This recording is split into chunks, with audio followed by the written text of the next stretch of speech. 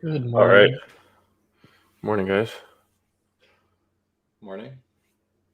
How's it going? I think we're all good. Everyone hearing all right? Yeah. Cindy, are you there? We can't hear you. I don't know if you can hear us, but see you talking.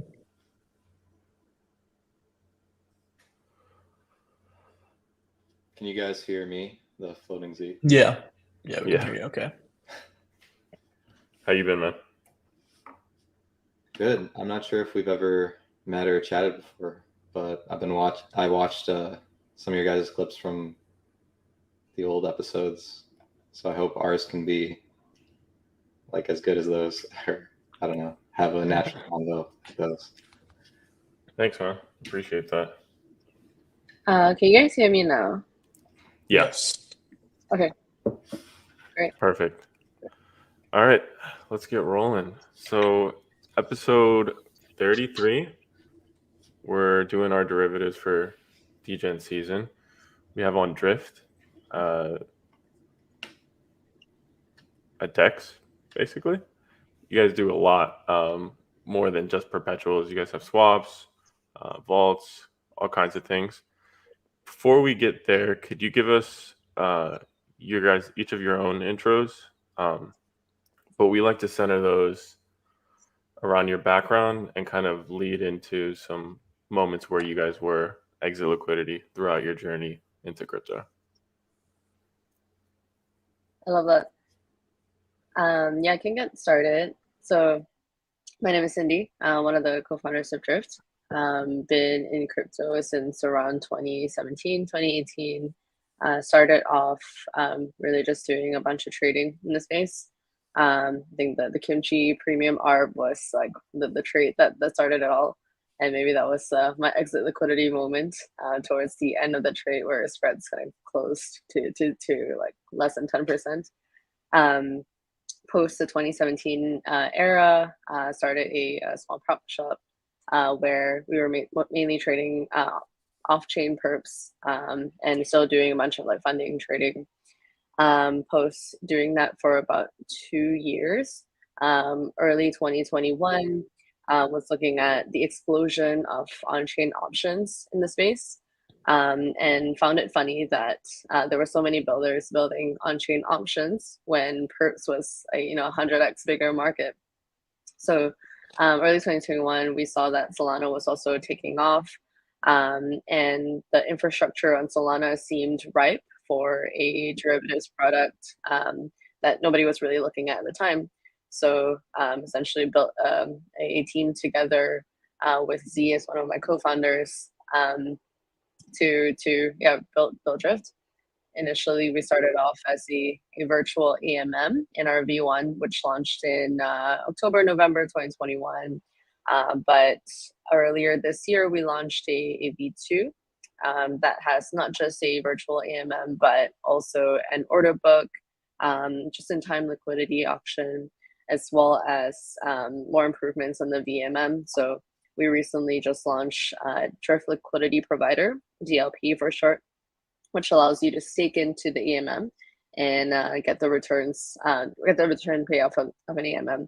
So overall, we're now the largest perp DEX on Solana with the largest amount of users, comparable to EVM chains in terms of users and active users, which we're very excited about. And yeah, really just looking to scale up the capacity, scale up the user growth, and ride the current wave. Awesome. And Z, could you also go into maybe how you guys met as well along that journey? Sure. Yeah. So I guess I met Cindy through a mutual friend before I was ever working in crypto. And yeah, I just had a conversation with them and started learning more about Solana. Honestly, I've never like tried to build anything in crypto before this. I remember looking at Solidity in like 2020 when we were all just sitting at home. And I was just thinking, oh, this seems like kind of weird. It kind of reminded me of like building iPhone apps. Like you had to learn a whole separate language, and it wasn't like, I don't know, like it wasn't like transferable. But then I heard Solana was writing in Rust, and I was like, oh, Rust, like you can use that for lots of things. And I keep hearing all this good stuff about Rust. So that just, I guess, kind of encouraged me to go down the rabbit hole there. And I guess since I've started to now, I feel a lot more confident in like building robust risk engines and smart contracts. It's kind of just a rite of passage that you have to go through as a developer. Like you need a lot of time. You need to see like, a lot of use cases, and then you start to get a feel for the extent that problems can occur and like how to prevent them, and what level of like unit testing and fuzz testing do you need before you can like be reliably confident about something. So that's kind of been, I feel like that was my evolutionary arc since getting into crypto, is just being super savvy on the risk and protection side, while not compromising all the like fun, useful, capital efficient features that people enjoy too. Awesome. And so I want to get into a bit about V1 and kind of that history. But if you could just give us the like I'm 5 explanation of how Drift works on the back end, and why specifically something like this is you guys chose for it to be built on Solana.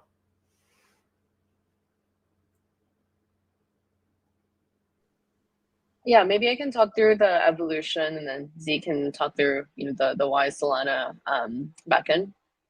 Yeah, in terms of the evolution, initially, like we mentioned, we were built using virtual AMM, and a lot of the features that users requested, inching towards building and getting like a centralized exchange experience from the VMM. So obviously, I think there's some issues with the VMM, like long short imbalance that we had strived to solve. But ultimately, we believe that it would be better solved by having a robust liquidity mechanism that included more matching engine abilities, such as order books and the jet auction as well. And ultimately, we've seen the positive effects of this in V2, where liquidity is a lot deeper. We have multiple makers. We have like multiple deposit mechanisms where you can provide liquidity. So it's a lot more robust, especially for more longer tail assets.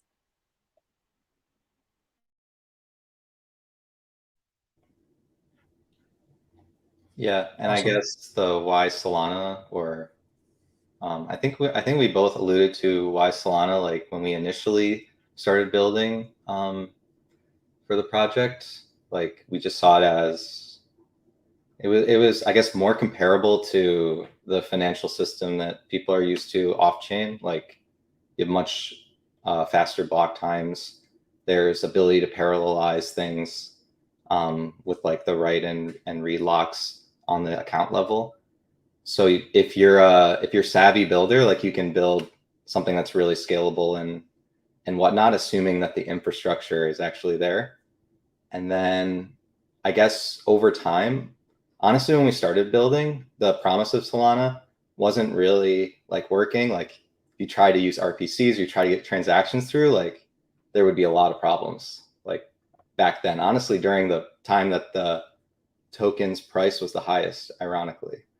And then right now, if you use Solana, I think a lot of the apps are much more mature, and it seems like a lot of the infrastructure at the validator level is also becoming more mature, and there's now like multiple different implementations coming out behind the scenes, like not really like on the consumer facing side, but just like back-end engineers like really pushing the like network improvements there. So I think it definitely makes sense not to like hop lily pad like to every new chain. Like I remember like Near came out and everyone's like, oh, are we all going to Near now? And then, you know, you just repeat that every 3 months. There's like this new thing that everybody's talking about. But it's a really big investment to like move somewhere else and like try to become, you know, technical experts there. And, you know, everybody has their own set of trade-offs, and ultimately it just makes sense to, you know, like pick the thing you want to be an expert in and push forward until you think there's literally no room to push forward. At least that's my mental model. I don't know if that was the answer you guys were trying to glean, but that's great. I'm sure you guys get the Solana question like over and over again. So I don't want to harp on it too long, but I wanted to hear maybe a bit about what you guys. Obviously, Solana has grown pretty significantly in terms of like people using it, the apps on there. You described some of the evolution of it. Some things weren't working, and now they're working a lot better.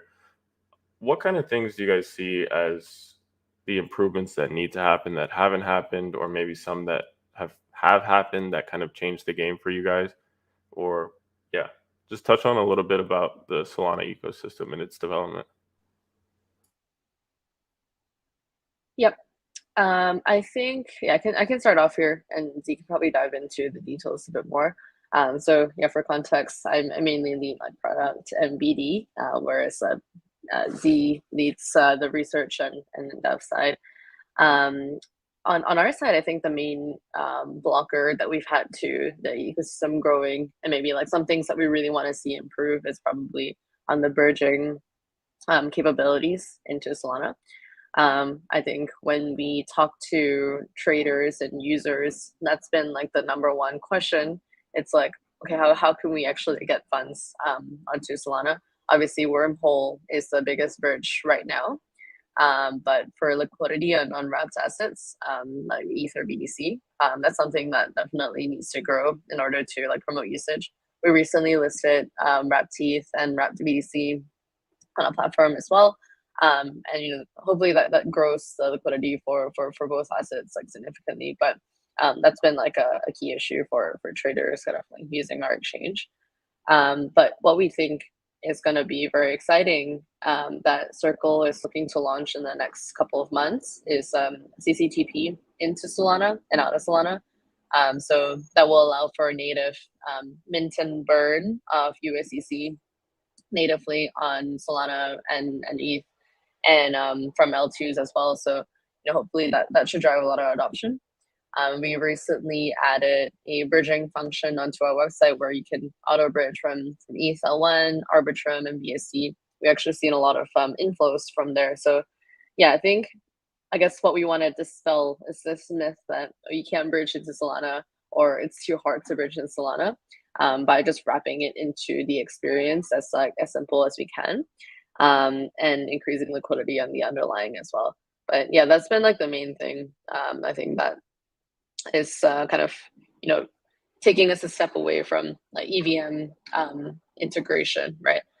The other thing that we're really excited about is MetaMask snaps. So this is still kind of under the wraps, but we've been working with the MetaMask snaps team to build a custom drift snaps that allows you to approve transactions and hold funds within a MetaMask wallet. Allows you to connect to Drift and other Solana apps as well. So we're excited about, you know, ways to essentially connect to other ecosystems and to expand this whole ecosystem from there as well, just by making it super easy for anyone to participate.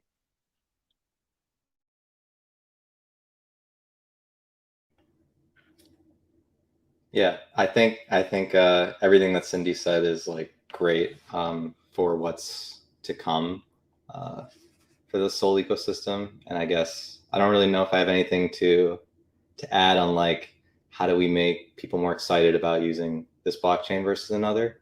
But the thing that I feel like my talents could go into is just trying to help make sure that protocols don't get exploited, or there's any security vulnerabilities in the frameworks for writing smart contracts on Solana. So yeah, if Solana can avoid any sort of major exploit or issues once people feel confident using the chain, I think that'll just, increase confidence and protect user capital.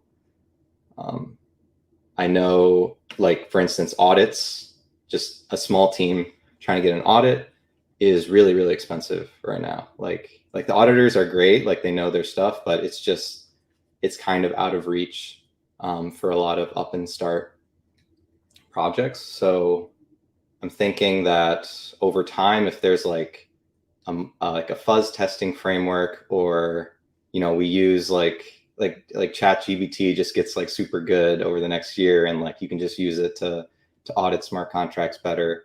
I think those things could be a real boon. Sorry, could you explain the fuzz system? I'm not familiar, so I'm going to assume some people. Oh yeah, yeah, of course. So fuzz testing, I guess, just a buzzword for like throwing the kitchen sink at a smart contract in like a sandbox setting. So what that means is just like literally trying every single input and like possible action you can do, like thousands, hundreds of thousands, and just seeing if like any invariants break. Like, were you able to drain funds by just sending like random transactions for days, right? Like, this is used a lot in like other industries where they're really security conscious. So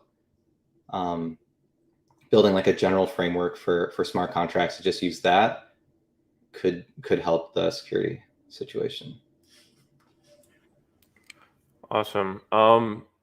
Could we go into, I want to ask about kind of the 3 different liquidity mechanisms that Drift uses and kind of how they all work together.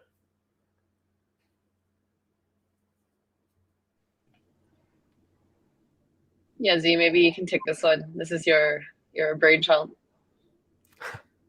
Yeah, I guess as Cindy mentioned, like originally the only liquidity mechanism was virtual AMM as a counterparty for takers, but now we have a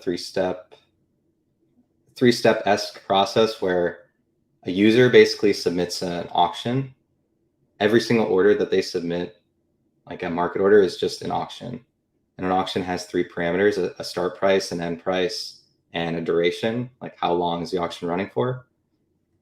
And basically all that happens is the user's like, I'm willing to buy it at this price, like let's say $20. And then the next slot, it becomes $20 and a penny, right? So it's just like becomes slightly more attractive for somebody to fulfill them over time. And the first step for the liquidity process is like a just-in-time maker. So a just-in-time maker can submit an order that would satisfy the user's auction and be their counterparty. The second step, or kind of tied with the first step, is the order book, where a filler or anybody can search all the user orders in the system and then match them with that one taker. And then the final step is, if there is no user provided liquidity on the books for that order that satisfies the auction price, after a 10 slot or so speed bump, the user order can fulfill itself against the virtual AMM. And the reason there's a speed bump is to avoid latency arbitrage against the virtual AMM and have it be hit by like lots of toxic flow. And then I kind of described in like silos, but the way that they kind of all work together is that people can provide liquidity on the virtual AMM, and then the virtual AMM will kind of look at what's happening with the JIT auction and the order book and decide to provide supplemental liquidity piggybacking off those active market maker prices in order to rebalance. So you kind of have this system where there's this, there's these 3 systems you can get filled, but all of those systems are kind of interconnected in a way where the virtual AMM can mimic the like original guys for liquidity. Awesome. Yeah. I want to try and get into each one of those a bit more specifically. Starting off with the JIT liquidity, I guess I have two kind of like different areas of not concern, but just interest. Number one being I haven't looked at the numbers in a couple of weeks, but as far as I remember, the amount of orders that are actually filled by JIT liquidity or JIT makers isn't really that substantial compared to the order book or the VAMM. I'm wondering if you guys have a good idea of what kind of impact having the JIT liquidity mechanism has on Drift as a whole, given that it doesn't process tons of volume. How useful do you see it being, or how useful have you found it to be thus far? Yeah, that's a great point. So honestly, until recently, I don't think the SDK, etc., has made it very easy to be a JIT maker. So when somebody comes into Drift, they either are just going to passively LP on the VAM, or they're going to do a normal, order book strategy that they're used to on any other venue.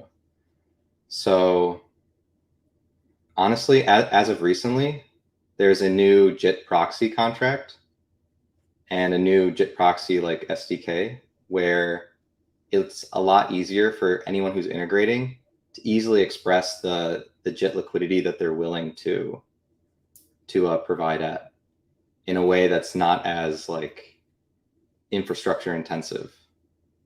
So this is like basically we noticed basically exactly what you've been saying over time too, and on the development side, we've made a lot of improvements to the way somebody can get integrated with JIT liquidity.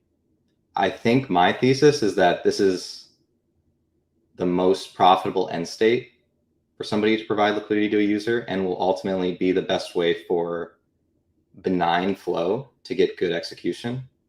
So just, somebody clicking on the UI or like your typical even Uniswap user would be considered benign flow. And Uniswap X came out recently to, maybe mixed, but mostly, positive things like no gas, you get better execution than on normal Uniswap. So I feel like there's a lot of confirmation that this type of liquidity mechanism could prove useful, but definitely making it as simple and easy to integrate as a market maker is kind of the hurdle we feel is the thing we have to cross right now. Right. So in that scenario where you're able to make it more democratized or easy to access, I guess, does that I guess this is kind of like a good segue into what DLPs are, because I'm wondering if greater utilization of JIT liquidity kind of results in worse flow for DLPs. So if you could maybe explain how liquidity is provided from via DLPs and whether or not more liquidity being processed by the JIT mechanism is kind of affects what kind of returns they see or what kind of order flow they get.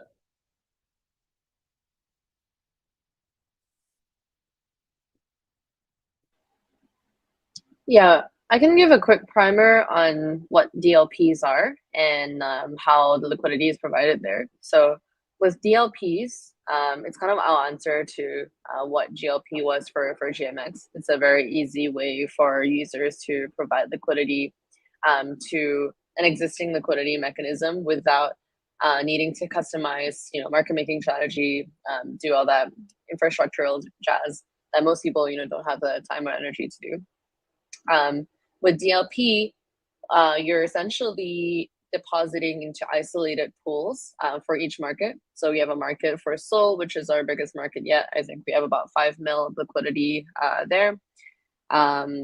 You essentially take on a counterparty position to the traders who are trading in the Sol market who get filled with AMM. So I think how we describe it is that you take on a share of the AMM fills as a proportion to how much liquidity you provide versus like the other DLP providers and the AMM itself. which has a set pool of liquidity it taps into. And so yeah, if a trader goes long on the exchange and it matches against the EMM, that increases the EMM's like net short position, and the trader the person who's deposited into DLP will also inherit a percentage of that short position.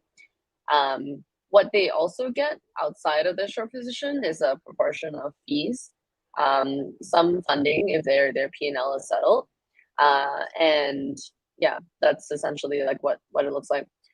A lot of the returns actually come from just holding the opposite position from traders.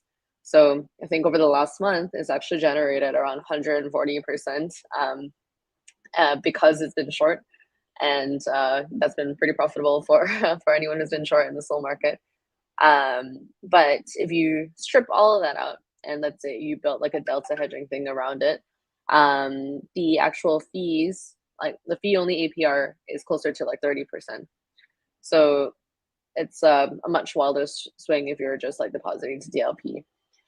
As for how, like, if JIT market is really active, how that would affect the DLP returns, I'll say it doesn't really. It would maybe push slightly more like toxic positions onto the EMM, but the EMM has a lot of protective mechanisms against any sort of like toxic flow.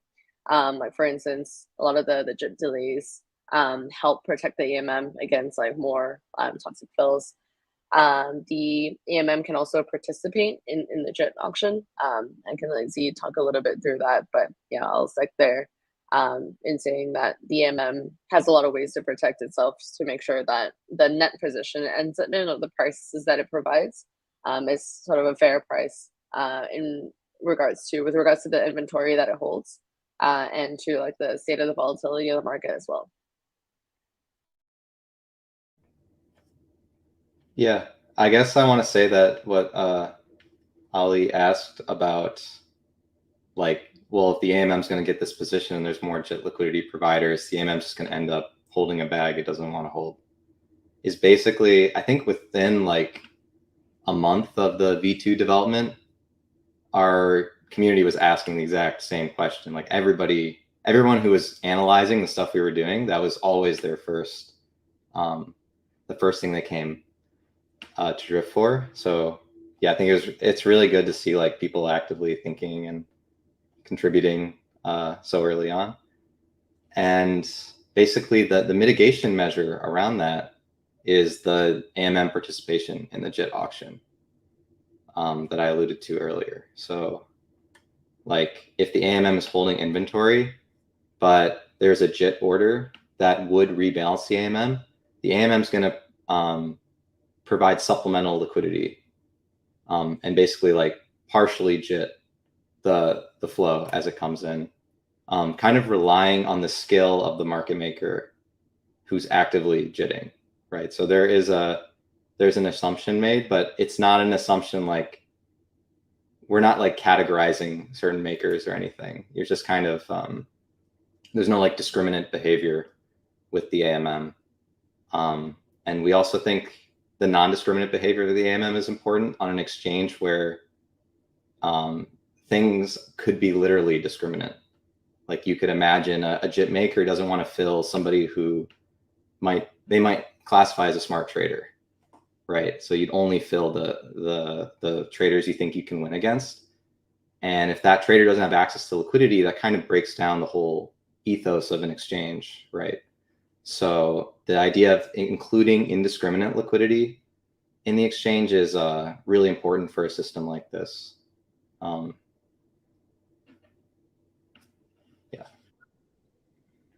Awesome. Yeah, thanks for that. I wanna just back up a bit to the DLP bit. You said 140% APR against Solana. That's a projection because you guys just launched that, I think, like a week, maybe 2 weeks ago. So that's what the performance has been like up until now. And you said, I think you mentioned just looking at fees, it ranges somewhere around 30%. Why is it so high? Like 140%? How are you guys hitting that? Like at least 2 weeks in, that's a decent amount of time to still get there. Yeah, so that is actually a 30-day return. So if you deposit into Sol's DLP 30 days ago, you would get that return. But if you actually break down like the sharp of that and like look at the volatility, it's pretty crazy. And the reason that it's so high, it mainly comes from the volatility of the market itself. We like to say that DLP is actually a pretty degen strategy without putting any trades on yourself, because you are exposed to all of the swings of the AMM, without like being delta hedged at all. So yeah, DLP is essentially like you getting filled in like net short, net long position. So it does like move around a bit. It adjusts its like inventory a lot, and that's why the returns are so high. But if you deposit it maybe like 2.5 weeks ago, your returns might be down from then, because they're like the positions that you inherit at that time might have a different like delta profile. So it's quite hard to say. That's why we say the average person who invested like 30 days ago is up this amount, which sounds like an insane number. But yeah, when you actually break it down and look at the returns, it's very much because of the way the market has been moving. So yeah. Yeah. Gotcha. For anyone interested too, we have like a calculator in Grafana that really breaks down like in supreme detail Yeah. the performance from holding a position, the performance from fees, the potential funding that you can earn. And we're always looking to improve that. And there's people hopping in the Discord asking really all the tough questions on that. And yeah, they've been happy with the details of that calculator. So if you love drilling into the numbers, hop into the Discord. We'll share the calculator and explain things to you the best we can. Great. Yeah, would definitely be interested in looking at that because and is there a reason why the returns for Solana for the Solana DLP is so much higher than the rest? Is that just a product of liquidity somehow? Because I'm seeing it's like head and shoulders above the rest in terms of TVL. Yeah. I think majority of the trading volume still happens on Solana right now, at least on the Solana pair. I mean, yeah, I think people sort of come to Solana not to short the chain, probably prefer to come in and like trade the asset. Solana is also like a relatively exciting asset to trade compared to like BTC and ETH, which is a lot. It doesn't move as much. There are smaller pairs that gain attention here and there, like from narratives that pop up. So OP was a pretty big narrative in the last month. Pepe also had some sick returns. I think it was like 6-7%. Not as high as Solana, but yeah, I think as a pot for activity, like Sol Perp has been the best, and that's why it's been the most profitable to LP there, from both like a fees and utilization point of view. Solana has been the highest. Gotcha. Okay, yeah, that makes sense. Moving on to the order book now.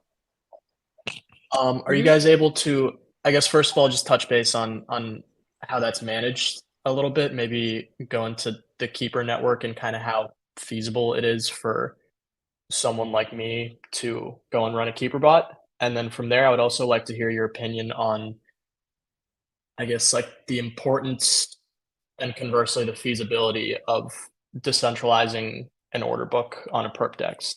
We had Rabbit X on, I think, last week or the week before last, yeah. And we had a lot of good conversations there about just the path to taking an order book from being, maybe off chain managed by some users or market makers or entirely managed by a protocol to being at a point where it can be fully on chain and decentralized, and whether or not that's even possible in the next year or two. So yeah, I'm curious to hear your guys thoughts on that.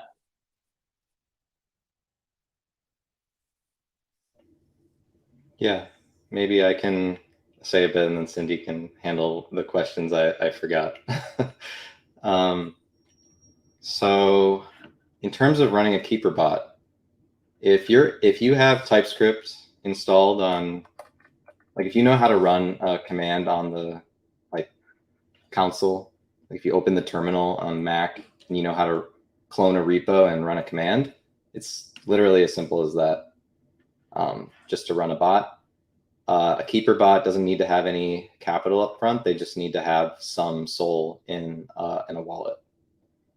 And the rewards for running a keeper and matching and searching for these orders definitely exceeds the cost for, like the SOL transaction fee, which is, 5 zeros and then a 5 SOL.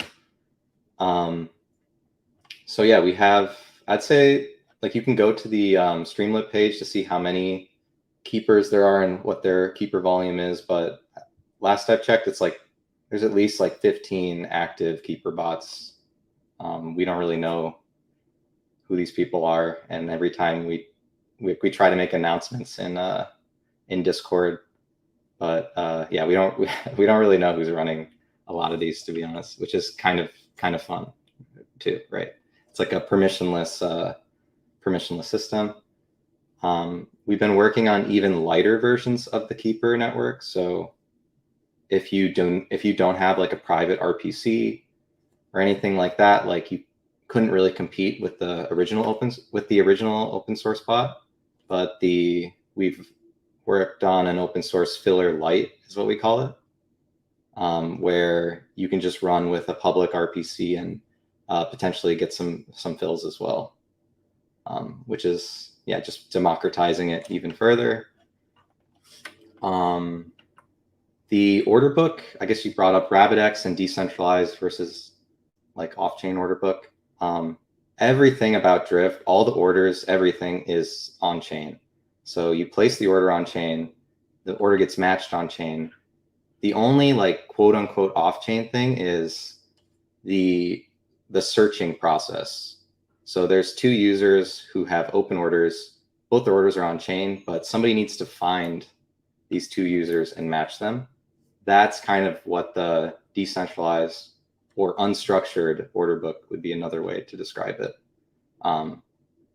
Relies on this keeper network for, just to kind of maintain what you would see in a central limit order book. Like, here's the best bid, best asks. If you match them according to their fills, you get the highest incentive. But if you match them in a way where the taker gets a worse price, the incentive, the reward is much lower. So basically, like, the whole keeper network is incentivized to mimic the price time preference that orders have in a normal order book.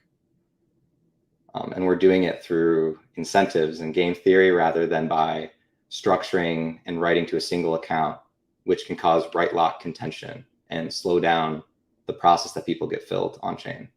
So that's kind of like our angle at tackling this. Like, don't compromise on the off-chain front, just compromise on the price time ordering front, but try to resolve it using incentives.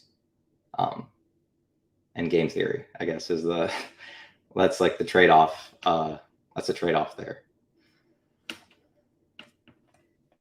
Are the incentives that you mentioned, I guess, specifically for the keeper network, is that something you guys are actively paying out, or is that a product of how you're structuring your fees? So is it incurring any sort of expenses for you? Oh, no. Yeah, it's a fraction of the taker fees that are paid. So in theory, I guess, in order for the keeper network to survive, the taker fee can't go to zero. Otherwise, the keepers have no incentive to match users. But yeah, it's all self-contained and like within the money flow of the protocol itself. There's no like extra subsidy going out for keepers that isn't really sustainable. Gotcha. Okay. Yeah, thanks for clearing that up. And then I guess from more of like an ideological standpoint, how do you, because obviously a lot of drifts and order book infrastructure is off chain, but done in a way that it's still decentralized or censorship resistant to an extent. Do you think that bringing an order book entirely on chain is something that is feasible or even like necessary compared to some of the solutions we've seen that get a bit more creative with trying to have it be decentralized without being entirely on chain, like what you guys do, or like what DYDX V4 is trying to do. Do you think that in the long run we'll see more creative solutions like that, or will we see more of an attempt to try and put this stuff fully on chain?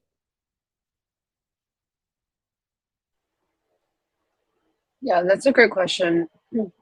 I think what we want to avoid is situations where you could spoof an order book, or you could essentially run matching in a way that isn't known to the public in off-chain order books. I think there's a lot of like creative implementations potentially with like ZK on an application layer, where you could make sure that the matching logic is done correctly and provably fair, without like bringing the entire order book on chain. But that's an interesting like application, and maybe like something that the market could like look at eventually. But I think, yeah, the situation we want to avoid is like sort of having this AWS database that's matching orders in a way that the general public or traders like don't know, and that sort of turns it into more of a centralized exchange fashion where you could have people getting advantages over others, or certain makers that have advantages over others. That's the situation we want to avoid, in all fairness. So any kind of innovation that we think of would avoid like situations like that where matching could potentially be malicious. But in saying that, like other like matching engine like innovations such as like DYDX V4, I think it's actually quite similar to what we're doing with Drift and Keeper bots, except that the Keeper bots are validators on their L1 instead of just participants on the exchange. I think with Solana, with Drift, what's interesting is that you can sort of do that without building a whole L1 validator network, and this is happening on an app level. So yeah, for DYDX, this is really just like bringing that onto the app chain level. And I guess what we're not sure of is like whether that's gonna see as much uptake as well. Gotcha. Okay. I think you cut out a little bit there, but essentially the gist of it was um, being on Solana, at least towards the end, you were saying being on Solana specifically allows you to do what DYDX does, or DYDX V4 will do, essentially, which is securing the order book via validators, but that would be feasible on an app chain level on Solana. Can you explain a little bit more like how that's possible or what that means? I don't know if you caught that whole question there. It Yeah, looks like you lost connection. I think I'm back. Sorry, I had some internet cut off. Yeah, I think yeah, basically this happening versus on a validator level versus on a smart contract level. We've made the intention for this to be on the smart contract level, without needing to like fork the entire L1, because we think that with the throughput of Solana, it's actually possible to like do all of these things on like an app level itself, while sharing like block space with others, and have the incentive mechanism baked into the protocol versus the entire chain. And we say incentive mechanisms in this case, it's like giving up a percentage of fees to keepers. But yeah, I think doing this on an app chain level has been like pretty efficient, and we think could be the prevailing model in the future. Interesting. Okay. I wasn't aware that something like that was super feasible on Solana. So that's good to hear, definitely. Um, Cool. Moving on to the VMM, which is probably the most controversial of the three, I think. For those who are not super familiar, about I want to say 3 weeks ago now, NFT Perp V1 had to sunset due to incurring some bad debt. They had a pretty straightforward virtual AMN model, and I think that sparked a lot of discussion around. Specifically, there were a lot of people saying that VMMs are just inherently bad systems, like, they're never really gonna work. People were comparing them to under-collateralized stablecoins. And, Z, you had a really good thread that I think took, uh took a view that had a lot more nuance to it, mostly just about uh, not consolidating good VMM design principles with bad. Can you talk a little bit about how you view the issue, kind of what some of the common concerns are, and why you think that drift remedies them, or why you think that VMMs aren't as bad as the popular crowd seems to think? Yeah, I guess like the first thing I want to say on that is that pretty much everything that Fubar or the other people posted about NFT perp is like pretty much like 100% accurate with like why that particular one failed. But I guess yeah, like you mentioned, I just wanted to bring a little more nuance to it rather than just trying to uh, like kick an easy target down, right? So I guess you can either look at the drift VMM maybe as an example for a slightly better one, where I made this analogy. I don't know how broken it is, but I'm going to try to make it anyways. There's this concept in computer science with virtual memory and like physical memory. And the idea with virtual memory is that you can push complexity down to the hardware. So it's up to the hardware to decide like how to actually resolve the liquidity and profits and losses between users. And by hardware in Drift, you can think of that as the accounting and risk engine. So you can think of like there's a backstop liquidity provider for a non-fungible asset. This is not, the most dangerous thing you can concoct in crypto. It's non-fungible. It can't leave the DEX.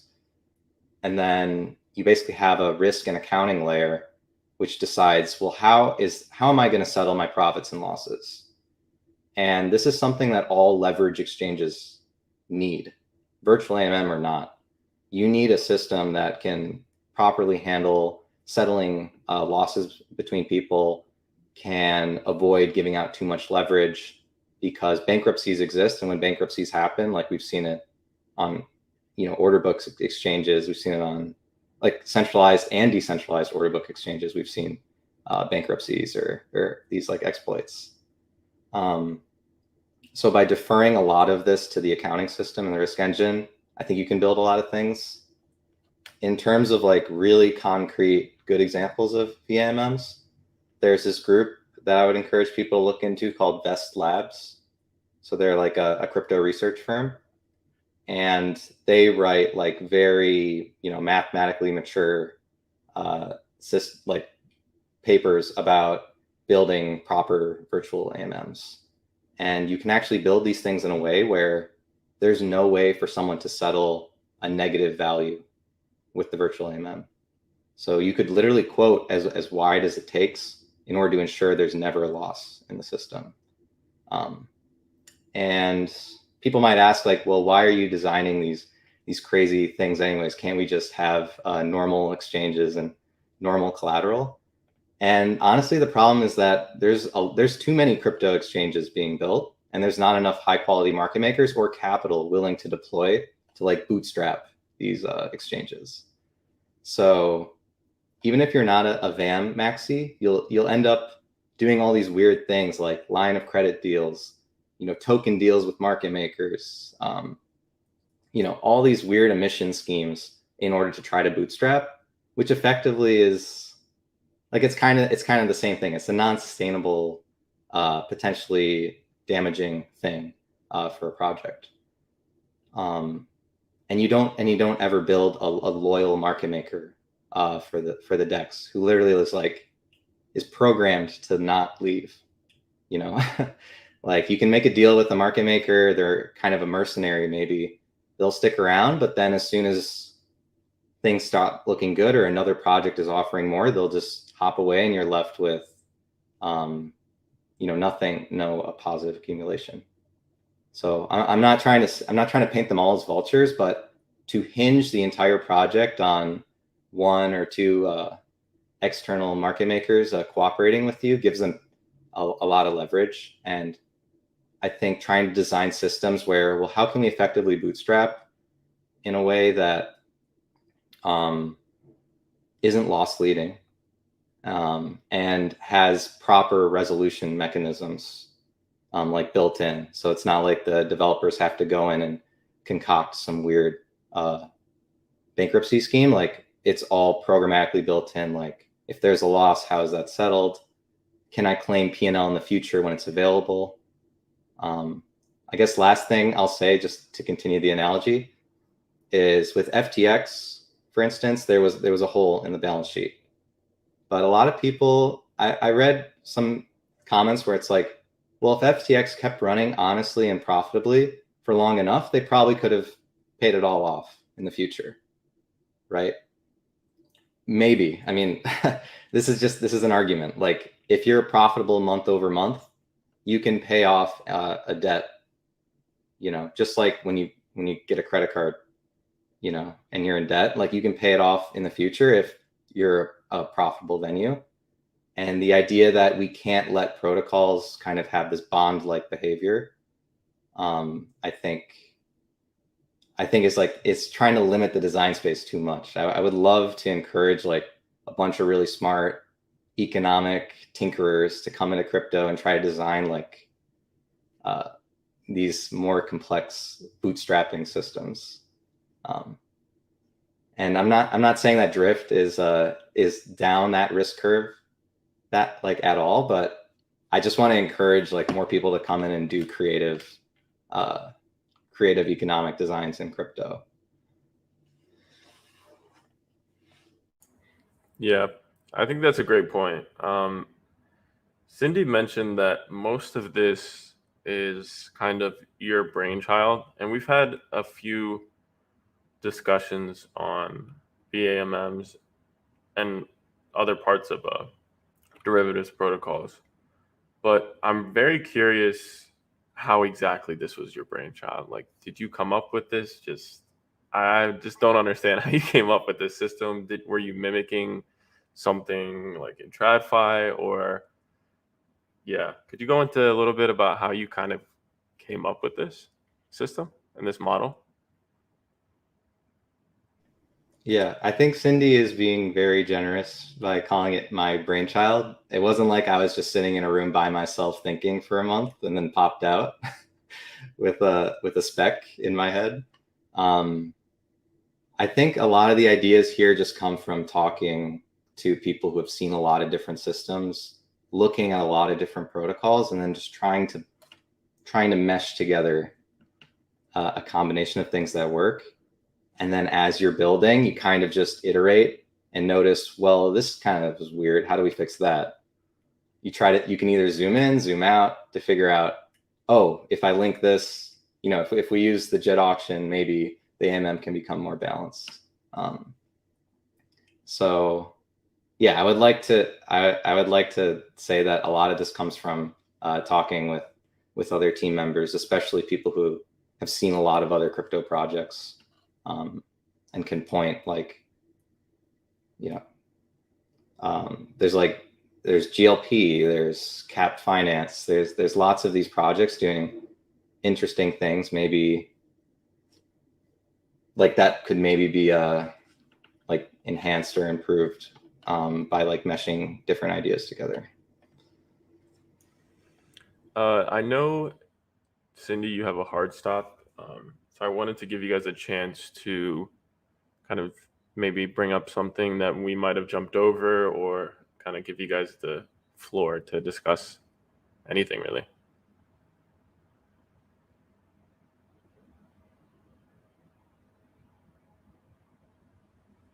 Yeah, any like shilling or any calls to action for the audience would be good here, definitely. Or maybe we could ask the burning question of when token. We jumped over that Burning part. indeed.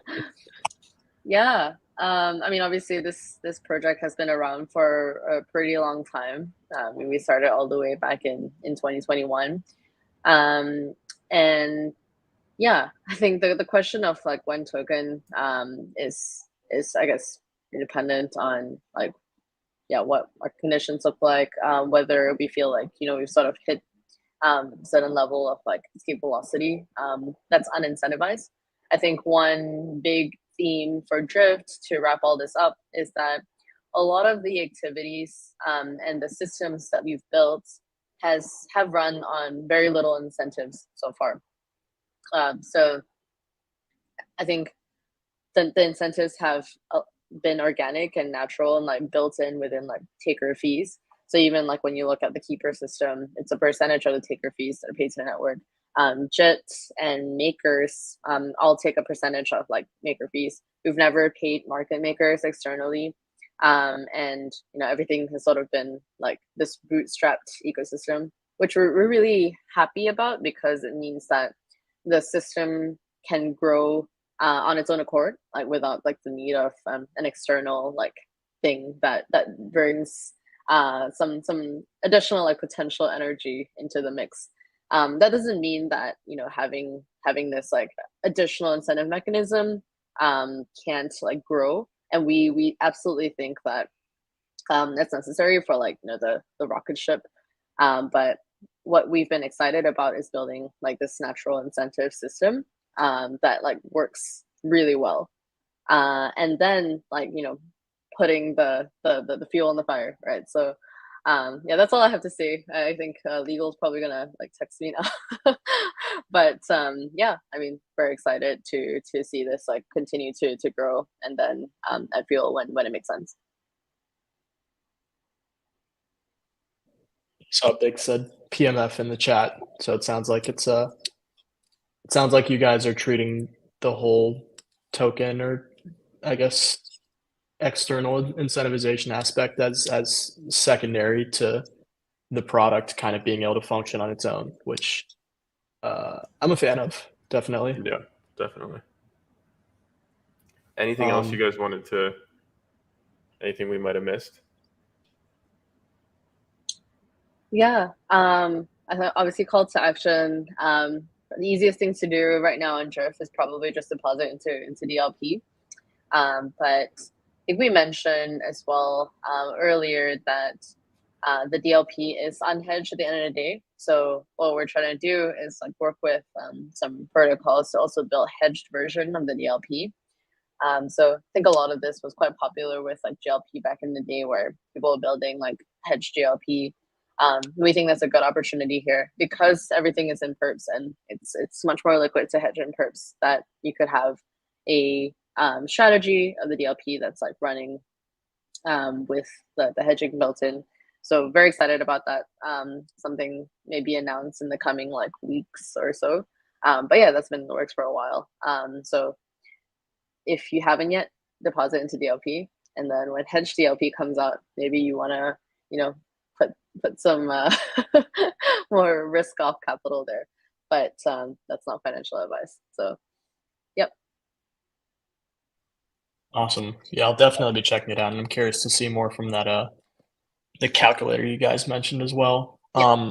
What about I mean, I know roadmaps are memes, but do you guys have any cool stuff planned between now and the end of the year that we can expect to look forward to? Or any goals that you guys have set for yourselves and the team? Yeah. Yeah, great question. I think right now we're number one, for perp dexes on Solana. We want to be #1 across all chains. That's a goal.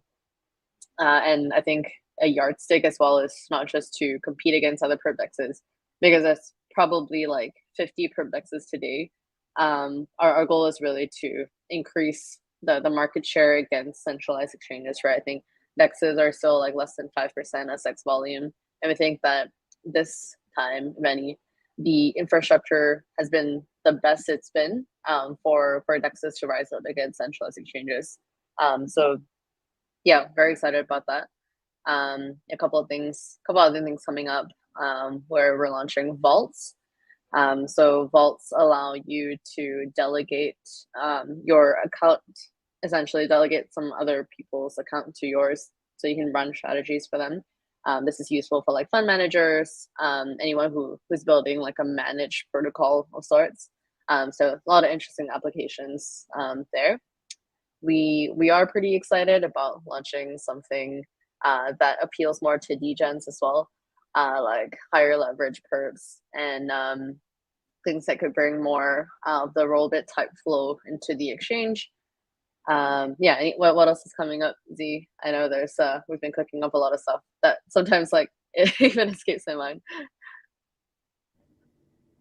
Yeah, there's if you go to the Drift Labs repo, which is the whole project for Drift, you can see all the commits coming through and all the new stuff that we're working on and testing. Another thing that we've been thinking about is similar to like these, like you can run more automated strategies on centralized exchanges. Having like a way to do, TWAP buys or just other like risk, like automations you can put on your account, definitely has been requested. And then, yeah, just making it easier for somebody who doesn't want to invest, weeks of their life in order to do something on the protocol. Maybe make it like an hour. Yeah, I've noticed like a lot of people just want something that works, is reliable, and they can use quickly. So a lot of the dev effort has been around doing something like that. Awesome. Yeah, definitely lots to look forward to there. Thanks for that. It's like unrelated, but I've been trying to sell Cedo on Drift for like since like the 3 or 4 months ago when I first found out about it, and he just told me he's converted now after talking to you guys. So thanks for Oh, wow. helping me help him see the light. I think it was more out of ignorance than actually like just disagreeing with what you guys think. I just haven't had the time to kind of like delve into your guys' ecosystem. But we had a discussion like a few weeks ago on our primer with Nate, 0x Perp on Twitter, and he mentioned you guys as one of his like favorite derivatives protocols, and your guys' model, and we had a whole virtual AMM discussion, and yeah, kind of led up to that. And I think this conversation was really great. You guys really kind of lit the light bulb, I guess. So I appreciate it. I think that just about does it. Thank you guys so much for coming on. Really appreciate you guys taking the time. And thanks for building all of this stuff and like just thinking about it just so we can just talk about it. The armchair analyst. Yeah. Yeah. Yep. Look forward to seeing you in the order books on Drift. Awesome. Of course. Cool. Thanks guys. Really appreciate this. Thank you. Bye. Great chat. Bye-bye.